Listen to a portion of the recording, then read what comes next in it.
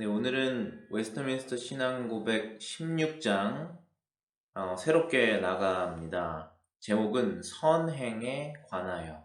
영어로 제목은 말 그대로 Good Works입니다. 성경이 우리의 믿음과 그리고 선행에 대해서 어떻게 말하고 있는지, 특별히 그 선행이 우리의 구원에 어떤 역할을 하며 또 선행이 우리의 성화, 우리가 거룩하게 살아가는 그런 삶에서 어떠한 일들을 하게 되는지 성경을 잘 요약한 챕터입니다. 그럼 16장 1절하고 오늘은 2절 이렇게 두 절을 함께 살펴볼 건데요. 먼저 16장 1절 제가 읽어보겠습니다. 선행이란 하나님께서 그의 거룩한 말씀 안에서 명령하신 명령을 따라 하는 행동이다. 선행이란 인간의 맹목적인 열성이나 가장된 선한 의도에 의해서 고안된 것이 아니다. 이러한 선행은 하나님의 말씀에 근거한 것이 아니다. 지금 1절에서 나오고 있는 내용은 하나님께서 말씀하신 그 명령 안에서, 즉 하나님께서 우리에게 계시해 주신 그 하나님의 말씀에 따라서 하는 것이 선행이라는 얘기를 하는 것이죠. 사람이 맹목적인 열성, 그 영어 표현으로는 blind zeal이라고 표현했는데요. 맹목적으로 열심만 가지고 하나님께서 말씀하시는 것과는 상관없이 하는 그 행위가 선행은 아니 될 수 없다라는 것이죠. 그리고 사람이 선한 의도에서 가장된 선한 의도에서 고안하는 것도 아니다. 가장된이라는 것은 꾸며내는 것이라는 것이죠. 그래서 사람이 스스로 만들어낸 것이 선행의 기준이 될 수 없다는 것이죠. 그러한 선행은 하나님의 말씀에 근거한 것이 아니다라는 내용입니다. 결국은 선한 것과 악한 것을 구별하시는 분이 하나님이시기 때문에 선행은 하나님의 말씀에 의하여 근거하여 하는 것이 선행일 수밖에 없겠죠. 왜 그렇게 될 수밖에 없냐면은 사람의 기준은 언제든지 바뀔 수밖에 없고 언제나 변함없으신 분은 하나님, 유일한 하나님이시고 또 언제나 공평하시고 정의로우시고 언제나 선하신 분이 하나님이시기 때문에 그분의 말씀에 의해서 근거하여서 하는 것이 선행의 기준이 될 수밖에 없습니다. 물론 하나님을 의식하지 않고 살아가는 사람들, 그리고 하나님의 말씀에 상관없이 살아가는 사람들에게는 이 말이 무슨 말인지 이해가 안 되고 또 그들에게 상관이 없을 수는 있겠지만 사실은 그렇지 않다는 것입니다. 이 웨스트민스터 신앙고백서 해설서를 제가 참고했는데요. A.A. 하치가 쓴 해설서에 보면은 지금 1절을 이렇게 해석하고 있습니다. 사람이 하는 행위가 참으로 선한 것이 되려면 다음과 같은 본질적 성격이 있어야 한다 하면서 이제 몇 가지를 썼습니다. 총 3가지를 요약을 해봤는데요. 제가 첫 번째는 하나님께서 직접 또는 암묵간에 명령하신 것이라야 한다. 성경에 보면 여러 가지 하나님의 말씀들이 있는데 직접 무엇을 해라 하지 마라라는 명령이 있을 수 있고 그리고 암묵간에 간접적으로 명령하시는 것들이 있을 수 있습니다.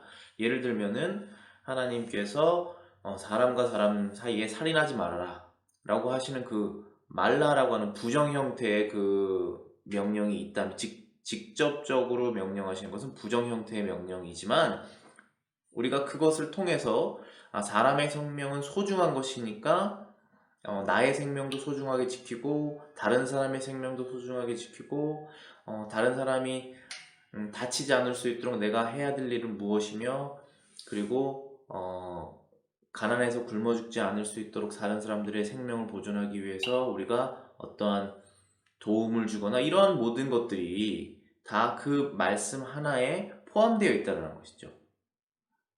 그렇지만 그런 모든 것들도 하나님 말씀이 직접적으로 하시지 않는 행동의 모든 것들도 다 간접적으로 우리가 곰곰이 생각해 보면 유추할 수 있는 그런 양심의 변화로서 알아낼 수 있는 것들, 그런 것들은 다 결국은 하나님의 말씀에 의거한 것이죠. 두 번째는 어떠한 본질적인 성격이 있어야 되냐면은 마음속에 있는 하나님에 대한 믿음과 사랑에서 솟아난 것이라야 한다. 선행을 했을 때 단순히 말씀에 근거해서 하는 행동, 일 뿐만 아니라 그것을 행동하는 그 마음의 상태가 어떠한 상태여야 한다라고 표현한 것이죠. 하나님에 대한 믿음과 하나님에 대한 사랑으로 인해서 선행이라는 것을 행하는 것이어야 된다라는 것이죠. 그래서 또 그거에 대한 그 해석을 이렇게 했습니다. 거듭나지 않은 사람들은 이웃들과의 외면적 관계로 보아서는 선한 일을 많이 한다. 그러나 하나님에 대한 사랑이 모든 도덕적 의무의 기본 원칙이다. 우리 모든 다른 관계의 기본 관계가 우리와 하나님과의 관계인 것과 똑같다. 사람이 하나님에게서 멀어지고 현재 하나님을 의지하거나 사랑하지 않는다면 행위를 진정한 순종으로 만드는 그 필수적 요소가 그 모든 행동에 없을 것이다. 자, 이것은 무슨 말씀이냐 하면 우리가 겉으로 봤을 때는 선한 일일 수 있지만 그 사람의 마음의 상태로 보았을 때는 선한 일이 아닐 수도 있다라고 하는 말씀이시죠. 하나님께서는 우리의 외모를 보시지 않고 중심을 보신다라고 하는 그 말씀은 우리의 생김새를 보신다고 하는 것보다 그런 말씀이라기보다는 겉으로 드러나는 그 형태, 우리의 모습을 보시지 않고 그것을 왜 했는지 그 마음의 동기를 보신다는 말씀인 것이죠. 근데 어떠한 사람이 착한 일을 했다라고 하나님께 인정받으려면 그 사람의 마음이 하나님을 의지하고 있고 하나님을 사랑하고 있고 하나님과 가까이 있는 상태에서 하는 것이 선행이다라고 말씀하시는 것입니다. 만약에 하나님에 대한 사랑도 없고 하나님을 의지하지도 않고 하나님의 말씀에 대한 순종하는 마음도 없이 선행을 했다면 그것은 비록 하나님께서 말씀하시는 그 명령에 따르는 것처럼 보이는 행동일지 몰라도 하나님이 보시기에는 그것이 선하지 않다라고 하실 수 있다는 것입니다. 세 번째, 선행의 본질적인 의미를 이렇게 해석했습니다. 세 번째는 하나님께서 명령하시지 않은 행위를 사람들이 고안해서 근거 없이 실천하는 것은 도덕적 성격이 전혀 없다. 그런 것을 말씀에 요구된 순종 대신 제시하는 것은 무례한 것이다. 결국은 사람이 고안해낸 것, 대부분의 모든 사람들이 생각했을 때 그 현재 문화권에서 현재 지금 우리가 사는 동시대의 이 문화권에서 모든 사람들이 어떠한 사람들이 동의하는 고안해낸 어떠한 선행의 기준이 있다라고 한번 쳐볼게요. 근데 그것이 만약에 하나님의 말씀하고 상관이 없다라고 한다면 도덕적 성격이 전혀 없다는 것입니다. 비록 우리가 그러한 것이 거의 없겠죠. 물론 있을 수 있습니다. 하나님의 말씀에서 요구하지 않는 것인데 모든 다른 사람들은 그것이 선하다라고 얘기하는 것 있을 수 있겠네요. 네, 요즘 사회적 이슈가 너무 많죠. 동성애 관련 이슈라든지 아니면 낙태라든지 그런 문제도 굉장히 예민한 부분이긴 하지만 예민하지 않죠. 동성애 같은 경우는 예민할 문제가 없습니다. 근데 사회적인 약자 아니면 여성의 권리의 보호라고 하는 면을 강조하면서 하나님께서 요구하지 않는 것 더 많이 사람에게 요구하게 되어서 마치 그것을 지키지 않으면 그것이 선한 사람이 아닌 것처럼 이제 치부하는 그런 경우가 있지 않습니까? 이 문화권이. 근데 그렇지 않다라는 것입니다. 하나님께서 명령하지 않은 행위를 사람들이 고안해서 근거 없이 실천을 하는 것이 도덕적 성격이 전혀 없다라는 것입니다. 도덕적 성격이 전혀 없다라는 것은 하나님께서 선과 악을 판단하는 기준에 그것은 해당되지 않는다는 것입니다. 그래서 그런 것을 말씀에 요구된 순종 그 대신에 사람이 만들어낸 공안한 것을 이것이 선의 기준이라고 사람들한테 이렇게 제시하는 것, 강요하는 것은 무례한 것이라는 것이죠. 오히려 우리의 문명이나 문화는 늘 바뀔 수 있습니다. 그렇죠? 그래서 한 시대에 요구됐던 것이 그 다음 시대에는 요구되지 않고, 한 시대의 타부 시대였던 것이 그 다음 시대에는 굉장히 일반적인 것이 될 수도 있습니다. 그런데 그렇기 때문에 그러한 것들은 선과 악의 기준이 될 수가 없겠죠. 어떤 것은 선일 수도 있고 어떤 것은 악일 수도 있기 때문에 그렇습니다. 그렇기 때문에 변함없는 기준이 도덕적인 기준이어야 되는데, 그 기준은 누가 내리실 수 있겠습니까? 변함없으신 하나님, 언제나 선하신 하나님, 그분이 내리신 그 기준이 바로 하나님의 말씀 속에 있는 것입니다. 그것이 바로 하나님의 말씀이고 그것이 바로 사람에게 알려진 계시입니다. 그 계시에 따라서 사람의 도덕적 의무가 정해진다는 것입니다. 그래서 예수님 시대에 오셨을 때 가장 유대법을 잘 지켰던 사람이라고 인정받았던 사람들이 바리새인들이었죠. 근데 그 바리새인들은 왜 예수님께서 싫어하시고 왜 그들에게 저주를 내리셨냐 하면은, 바리새인들은 하나님의 법, 구약 성경에다가 뭘 더했냐 하면은 사람의 전통을 더했습니다. 구전이라고 그러는데, 구전적으로 내려오는 그 법들을 하나하나 추가해서 사람을 꼼짝달싹 못하게 만드는 그런 상황에까지 처해버리게 된 것입니다. 근데 그것도 겉으로만 행하는, 마음으로는 행하지 않고, 그러한 것들, 이제 지금 저희가 지금 여태까지 말씀드린 선행의 기준과는 전혀 다른 것이잖아요. 하나님의 말씀에만 고안하고 마음으로부터 동기가 선하고, 그러한 것이 선행인데, 지금 바리새인들은 그렇지 않았던 것이죠. 말씀 플러스 사람들이 고안해낸 것을 더 더했고, 하나님에 대한 의지와 사랑과 그분에 대한 마음은 없이 행동으로만 그것을 했다는 것입니다. 그렇기 때문에 선행이 아니라 오히려 악행이 되었던 것이죠. 비록 모든 사람들이 저 사람들은 하나님의 법을 잘 지키는 사람이다 라고 인식하고 있었을지 모르지만, 모든 것을 정확하게 판단하시는 하나님께서 오셔서 그렇게 경계하시고 경고하셨던 것입니다. 바리새인들에게.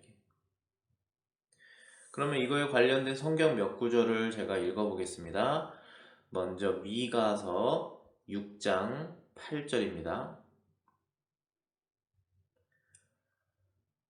사람아, 주께서 선한 것이 무엇임을 내게 보이셨나니 여호와께서 내게 구하시는 것은 오직 정의를 행하며 인자를 사랑하며 겸손하게 내 하나님과 함께 행하는 것이 아니냐 하셨습니다. 선지자 미가가 지금 말하기를 주께서 선한 것이 무엇임을 내게 보이셨다라고 말씀하셨습니다. 이미 하나님께서 이스라엘 백성들에게 무엇이 선한 것인지를 알려주셨다는 것입니다. 그것은 여호와께서 그들에게 구하셨던 것은 오직 정의를 행하며 인자를 사랑하며, 인자함, 그 mercy 있죠. 은혜로움을 사랑하며 겸손하게 내 하나님과 함께 행하는 것이 아니냐라고 말씀하셨습니다. 이 구절에서 지금 말씀하시는 것은 하나님께서 선한 것을 이미 너에게 알려주셨다. 계시적으로 사람들이 이미 말씀을 알고 있다. 그 말씀을 지키는 것이 선행이라는 것이죠. 근데 그 말씀의 내용은 무엇이냐면은 여호와 내 하나님과 겸손하게 동행하는 것입니다. 동행하여서 정의를 행하고 인자함을 사랑하는 그러한 것인 것입니다. 하나님을 사랑하며 그 이웃을 사랑하는 그 말씀, 하나님의 말씀대로 행하는 것이 바로 선행입니다. 또 다른 성경 구절은 요한계시록 22장 18절부터 19절인데요. 이 성경 구절은 무엇을 말씀하고 있냐면 하나님께서 사람에게 계시하는 그 하나님의 율법에 어떠한 것도 더하지도 말고 빼지도 말라는 말씀입니다. 18절입니다. 요한계시록 22장 내가 이 두루마리의 예언의 말씀을 듣는 모든 사람에게 증언하노니 만일 누구든지 이것들 외에 더하면 하나님이 이 두루마리에 기록된 재앙들을 그에게 더하실 것이요 만일 누구든지 이 두루마리의 예언의 말씀에서 제하여 버리면 하나님이 이 두루마리에 기록된 생명나무와 및 거룩한 성에 참여함을 제하여 버리시리라. 이 두루마리의 예언 무엇을 말씀하시는 것입니까? 성경을 말씀하시는 것입니다. 창세기부터 요한계시록 66권의 예언의 말씀, 하나님께서 직접 하나님의 성령을 통해서 하신 그 말씀이 기록된 변함없는 그 말씀이 증거되었다는 것입니다. 이 두루마리를 통하여서. 근데 이것에다가 하나를 더 붙이지 말라는 것입니다. 대부분의 이단들이 그렇게 시작하죠. 성경은 하나님의 계시가 맞지만 또 다른 선지자가 예수님 이후에 그리고 사도들이 다 이 세상을 뜬 이후에 성경이 완성된 이후에 대부분의 이제 어떤 종교 지도자나 어떤 사람들이 계시를 받았다고 그러죠. 그래서 그들만의 성경을 만드는 것입니다. 바이블을. 그래서 그것을 성경에 더하거나 아니면 성경보다 위에 두거나 그러한 일을 하게 되면서부터 모든 사람들이 다 이제 올바른 신앙에서부터 떠나가게 되는 것이죠. 그래서 18절 말씀대로 만일 누구든지 이것들 이외에 더하면 하나님이 두루마리에 기록된 재앙들을 그에게 더하실 것이요. 그러면 빼서도 안 된다고 하는 말씀이 19절에 있죠. 만일 누구든지 이 두루마리의 예언의 말씀에서 제하여 버리면 하나님이 두루마리에 기록된 생명나무와 및 거룩한 성에 참여함을 제하여 버리시리라. 재앙 그리고 생명나무에 참여함을 제하여 버림 이러한 모든 것들은 하나님의 영원한 나라 천국에 들어가지 못하게 하실 것이라고 하는 말씀이죠. 그래서 항상 우리가 지금 선행에 대해서 말씀드리고 있는데요. 항상 그 기준은 선행의 기준은 하나님의 가감없는 그 66권 그 성경 말씀에 근거하여서 우리의 선한 행동을 결정할 수 있다는 것입니다. 그것이 오직 유일한 근거가 됩니다. 세 번째 구절은 골로새서 2장 18절부터 23절입니다.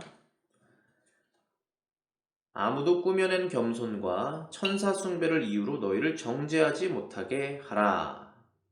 그가 그 본 것에 의지하여 그 육신의 생각을 따라 헛되이 과장하고 머리를 붙들지 아니하는지라. 온몸이 머리로 말미암아 마디와 힘줄로 공급함을 받고 연합하여 하나님이 자라게 하심으로 자라느니라. 너희가 세상의 초등학문에서 그리스도와 함께 죽었거든 어찌하여 세상에 사는 것과 같이 규례에 순종하느냐.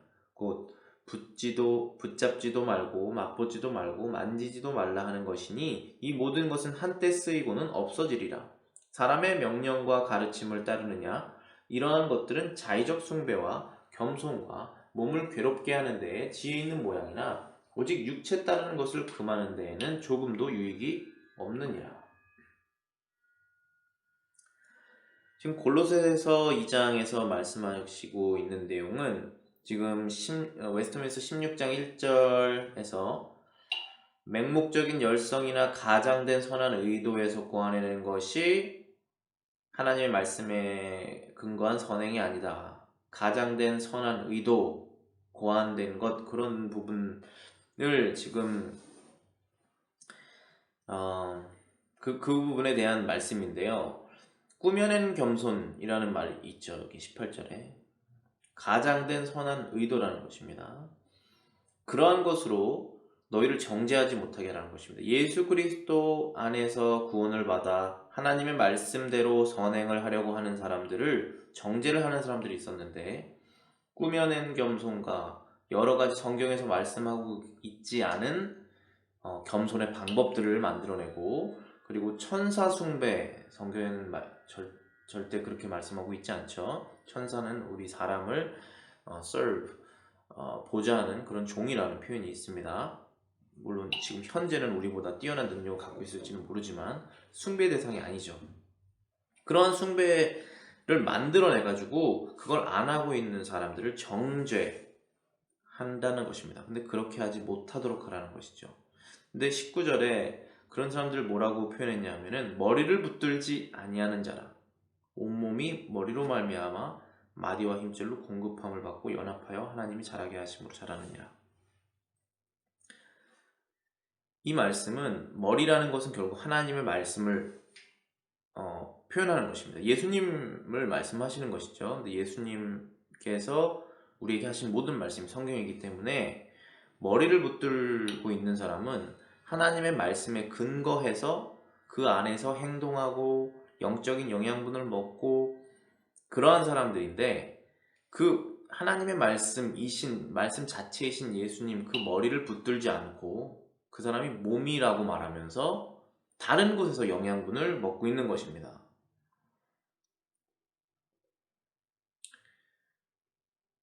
그리고 20절에 너희가 세상의 초등학문에서 그리스도와 함께 죽었거든 어찌하여 세상에 사는 것과 같이 규례에 순종하느냐. 그러면서 쭉 있다가 사람의 명령과 가르침을 따르느냐라고 그랬습니다. 결국은 나왔죠. 이게 그리스도의 머리, 그리스도께 붙은 자이냐 아니면은 사람에게 붙은 자이냐라는 것입니다. 그 몸이 누구의 몸에 속했냐는 것이죠. 누구로부터 영양분을 먹고 있냐는 것이죠. 마디와 힘줄로 공급함을 받아서 연합하여 하나님이 점점 자라게 하시는 그 사람은 그리스도 말씀, 성경에 있는 말씀에 따라서 살고 영적으로 공급함을 받고 자라는 사람이라는 것입니다. 근데 거기에 붙어 있지 않고, 그 머리에 붙어 있지 않고 세상 학문에 붙어서 그곳으로부터 규례를 따르고 그것으로부터 나오는 명령과 교훈들을 따라서 자기의 몸을 부풀리는 사람이 있을 수 있다는 것이죠. 그 사람이 우리를, 그리스도인들을 정죄하지 못하게 하라는 것입니다. 쓸데없는 꾸며낸 겸손의 방식들과 천사 숭배 이유로, 그리고 세상의 초등학문이라고 그러죠. 그런 것들은 결국은 사람들이 만들어내는 종교라고 말할 수 있습니다. 아니면 철학, 그런 것들, 초등학문에서 우리가 그리스도와 함께 죽었건을 어떻게 또 그것을 따르느냐, 그 사람들이 우리를 정죄하도록 내버려 두느냐라는 것입니다. 23절에 이러한 것은 자의적 숭배와 자의적 겸손과 몸을 괴롭게 하는 데는 지혜 있는 모양이 있다, 이렇게 말했습니다.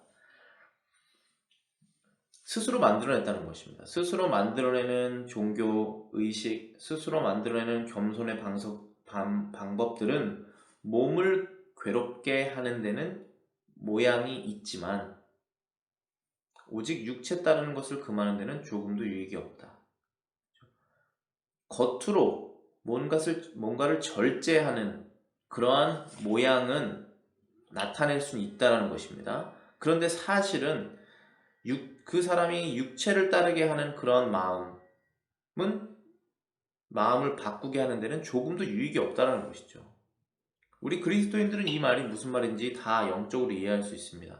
우리가 스스로 만들어내는 그 법칙, 여러 가지 규례들을 우리 삶에 적용을 해봤자 그것이 하나님의 말씀에 근거하신 것이 아니라면 그것은 우리가 육적인 사람이 안 되려고 만들어낸 것이지만 결국은 육적인 사람이 되게 만들어버리는 아이러니한 현상이 일어난다는 것입니다. 그래서 사람이 선한 사람이 되려면, 선한 행동을 하려면 웨스트민스터 신앙고백 16장 1절이 요약한 것처럼 성경은 뭐라고 말하고 있느냐 하면 하나님의 거룩한 말씀 안에서 그 명령을 따라 행하는 것이 방법이라는 것입니다.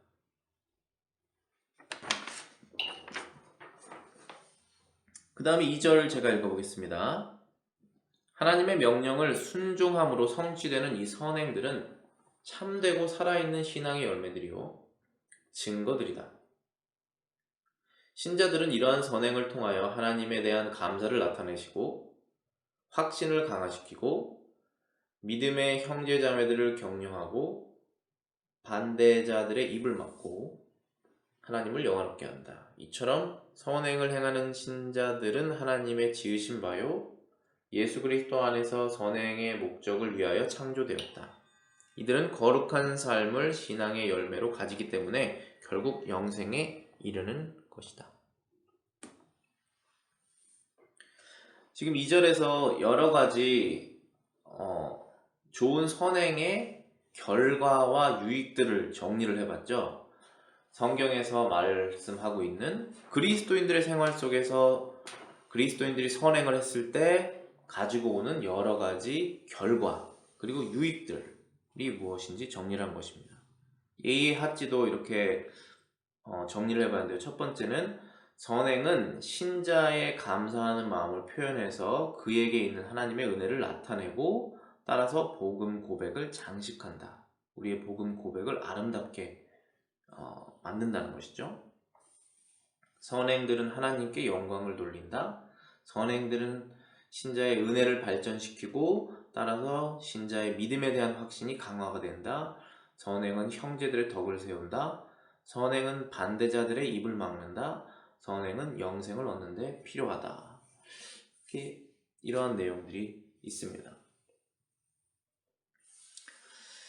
그러면은 여러 가지 성경 구절들을 제가 인용을 한번 해보겠습니다. 요한복음 14장 15절에는 하나님께서 말씀하시기를 너희가 나를 사랑하면 나의 계명을 지키리라 하셨습니다.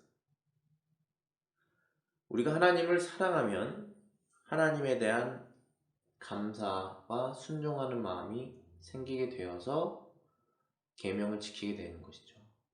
그래서 우리가 하나님을 사랑해서 계명을 지켰다면 우리가 계명을 지키는 것은 우리의 감사의 표현이 될 수밖에 없습니다. 그래서 웨스트민스터 신앙고백서 지금 16장 2절에서 말씀하고 있는 것처럼 선행은 참되고 살아있는 신앙의 열매요 하나님의 명령들을 순종함으로 성취되는 것이다. 신자들은 이러한 선행을 통해서 하나님에 대한 감사를 나타낸다 라고 말씀하신 바로 그런 구절입니다. 야고보서 2장 21절부터 22절입니다. 우리 조상 아브라함이 그 아들 이삭을 제단에 바칠 때에 행함으로 의롭다 하심을 받은 것이 아니냐? 내가 보거니와 믿음이 그의 행함과 함께 일하고 행함으로 믿음이 온전하게 되었느니라. 우리의 믿음의 조상 아브라함은 하나님을 믿음으로 의롭게 되었습니다. 그런데 야고보서에서 야고보는 우리 조상 아브라함이 그 아들 이삭을 제단에 바칠 때 행함으로 의롭다 하심을 받은 것이 아니냐 하며 내가 보거니와 믿음이 그의 행함과 함께 일하고 행함으로 믿음이 온전하게 되었느니라 라고 말했습니다. 이것은 우리가 단순하게 생각하는 것이 저는 가장 쉬운 방법이라고 생각합니다. 우리가 믿음이 있다라고 하면서 행함이 없으면 그 믿음이 거짓 믿음일 수 있겠죠. 우리가 믿음이 있다라고 하면서 행함을 게을리하게 되면 우리의 믿음이 우리 스스로 확신을 가질 수 없게 됩니다. 비록 그 믿음이 작던지 크던지 간에 정말로 예수님을 구원자로 믿는 믿음이라고 한다면 그 믿음은 그 사람에게 구원을 주는 유일한 구원의 수단이 맞습니다. 그러나 그가 믿음을 가지고 있으면서도 행위를 행하지 않을 때는 믿음이 온전하게 그에게 될 수 없다라는 것이죠. 믿음이 성장할 수 없다라는 것이죠. 그래서 지금 확신을 강화시킨다. 하나님의 명령들을 순종함으로 성취되는 이 선행은 믿음에 대한 확신을 강화시킨다. 라고 하는 그런 부분이 바로 이 말씀입니다. 아브라함이 그가 이삭을 바치는 그 행위를 했을 때 그의 믿음이 확실하게 드러났다는 것이죠. 베드로후서 1장 5절부터 11절입니다. 그러므로 너희가 더욱 힘써 너희 믿음의 덕을, 덕의 지식을, 지식의 절제를, 절제의 인내를, 인내의 경건을, 경건의 형제우애를, 형제우애의 사랑을 더하라.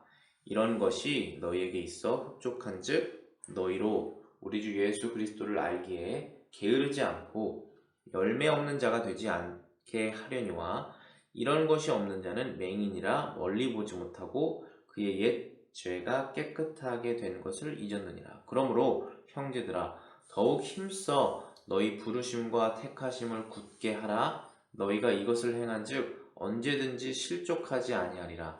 이같이 하면 우리 주 곧 구주 예수 그리스도의 영원한 나라에 들어감을 넉넉히 너희에게 주시리라. 베드로후서에서 여러 가지 우리의 좋은 열매들, 믿음의 열매들이 지금 나오고 있죠. 믿음의 열매들은 결국은 선행일 것입니다. 너희 믿음의 덕을 하면서 맨 처음에 믿음으로부터 시작되는 이 선행의 체인이 있습니다. 믿음으로부터 시작이 됩니다. 왜냐하면 사람은 중생했을 때부터 하나님의 선한 목적대로 살 수가 있게 되거든요. 거듭나는 순간부터 그때 이제 그 믿음이 그 거듭남을 가지고 오기 때문에 그 믿음에 이제 덕을 쌓게 되고 덕의 지식의 절제 인내를 덕이라든지 아니면은 절제라든지 인내라든지 그 후에 경건의 형제우애 사랑 이러한 것들이 결국은 우리 신앙생활의 선행들이죠. 행동으로 나오는 것들이니까 그런 것들이 믿음을 가진 다음부터 이제 시작된다는 것입니다. 은혜가 점점 발전하게 되는 것이죠. 우리의 믿음이 더욱더 확신하게 되는 것이죠. 그래서 그런 열매들을 쭉 더해라. 그래서 그렇게 해야 되는 이유는 이렇게 말씀하십니다. 게으르지 않고 열매 없는 자가 되지 않게 하려니와 이런 것이 없는 자는 맹인이라 멀리 보지 못하고 그의 옛 죄가 깨끗하게 된 것을 잊었느니라. 그러므로 형제들아 더욱 힘써 너희 부르심과 택하심을 굳게 하라. 너희가 이것을 행한즉 언제든지 실족하지 아니하리라. 그렇죠. 굳게 하라. 실족하지 아니하리라. 우리의 믿음이 변함없으려면 계속적으로 이렇게 열매를 게으르지 않게 맺으라는 것이죠. 더욱더 힘써서 선행을 행하라는 것입니다. 이같이 하면 우리 주 곧 구주 예수 그리스도의 영원한 나라에 들어감을 넉넉히 너희에게 주시리라. 우리가 신앙이 흔들림이 없이 항상 기쁘게 조마조마하지 않으며 하나님의 나라에 넉넉하게 들어갈 수 있는 방법은 결국은 우리의 믿음으로부터 나오는 하나님의 말씀에 근거해서 따르는 선행을 행했을 때 그렇다는 것입니다. 에베소 2장 10절에는 아예 하나님께서 우리를 구원하신 목적이 선행이다 라고 말씀하시는 구절입니다. 우리는 그가 만드신 바라 그리스도 예수 안에서 선한 일을 위하여 지으심을 받은 자니 이 일은 하나님이 전에 예비하사 우리로 그 가운데서 행하게 하려 하심이니라.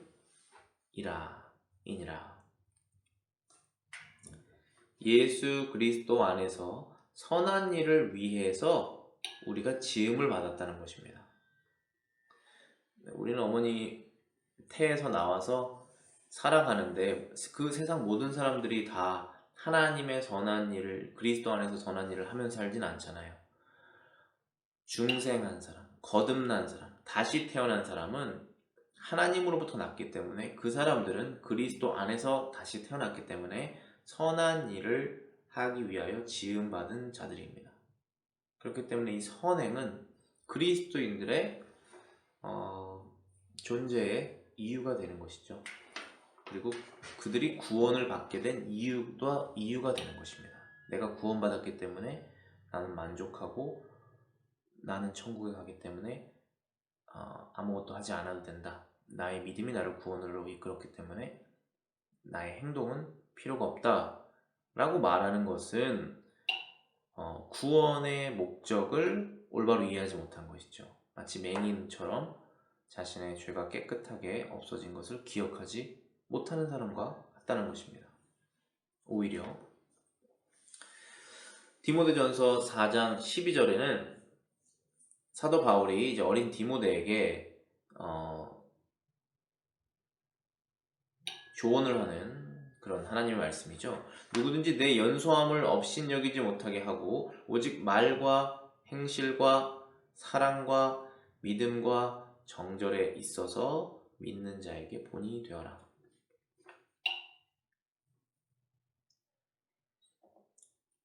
우리의 선행은 믿음의 형제 자매들을 격려하게 됩니다.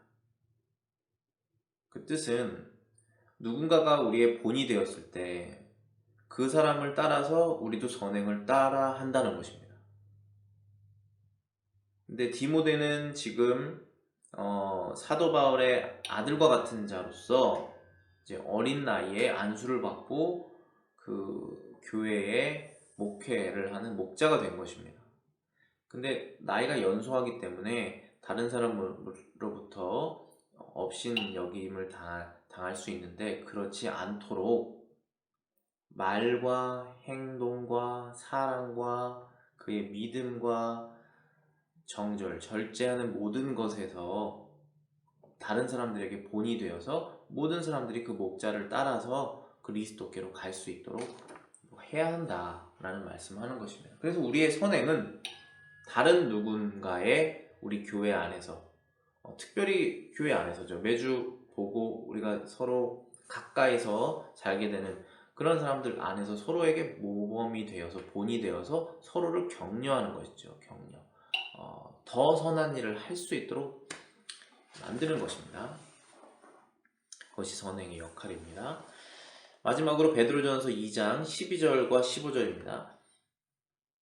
너희가 이방인 중에서 행실을 선하게 가져 너희를 악행한다고 비방하는 자들로 하여금 너희 선한 일을 보고 오시는 날에 하나님께 영광을 돌리게 하려 함이라. 15절입니다. 곧 선행으로 어리석은 사람들의 무식한 말을 막으시는 것이라. 베드로 사도가 지금 그리스도를 믿는 신자들에게 너희가 이방인들 중에서 살 때 그들 앞에서 행실을 선한 행동을 해야 된다는 것을 말하는 것입니다. 너희를 악하다고 비방하는 자들에게 선한 행동을 해서 하나님께 영광을 돌릴 수 있게 하라. 그렇게 첫 번째 이유를 말했고요. 두 번째로는 선행을 해서 어리석은 사람들의 무식한 말을 막게 하는 것이다 라고 말씀하셨습니다. 16장 웨스트민스터 16장 2절에서 지금 나와 있는 부분이 이 부분이 있죠. 반대자들의 입을 막고 하나님을 영화롭게 한다. 이 부분에 대한 구절입니다. 우리 신자들이 언제든지 세상으로부터 미움을 사게 되어 있습니다. 그 이유는 예수님께서도 말씀하셨죠. 너희들이 세상에 속하였으면 미움을 당하지 않지만 나에게 속하여 있기 때문에 미움을 당할 것이다 라고 말씀하셨죠. 그리고 그 본으로 예수님께서 미움을 당하셔서 십자가에 못 박혀 죽으시지 않았습니까? 그분이 잘못한 것이 죄가 하나도 없는데도 불구하고 말입니다. 그렇지만 예수님께서는 하나님의 말씀에 근거하여 하나님을 사랑하여서 이웃을 사랑하는 선행을 끊임없이 베푸셨잖아요. 그런 것처럼 우리도 이방인들이 비록 우리를 비방한다고 하더라도 그들에게 계속적으로 선행을 베풀어야 된다는 말씀입니다. 그래서 두 가지 목적이 이루어지는데 하나는 그들의 입을 막게 되는 것이고 그러므로 하나님의 영광이 드러난다는 것입니다. 오늘 저희가 웨스트민스 16장 선행에 관하여 이제 첫 번째 시간을 가졌는데요. 1절하고 2절 함께 나눠봤습니다. 우리의 신앙생활을 함에 있어서 선행은 정말로 중요한 것입니다. 우리가 선행을 했을 때 하나님의 영광이 드러나고 우리에겐 너무나 큰 유익이 있고 우리의 믿는 신자들에게는 유익이 되고 본이 되며 또 믿지 않는 사람들도 하나님께로 이끌 수 있고 또 그들의 마음이 강팍하여져서 계속 악한 상태로 있다면 그들의 입을 막을 수 있는 그러한 강력한 도구가 우리의 선행입니다. 도움이 되셨길 바라겠습니다.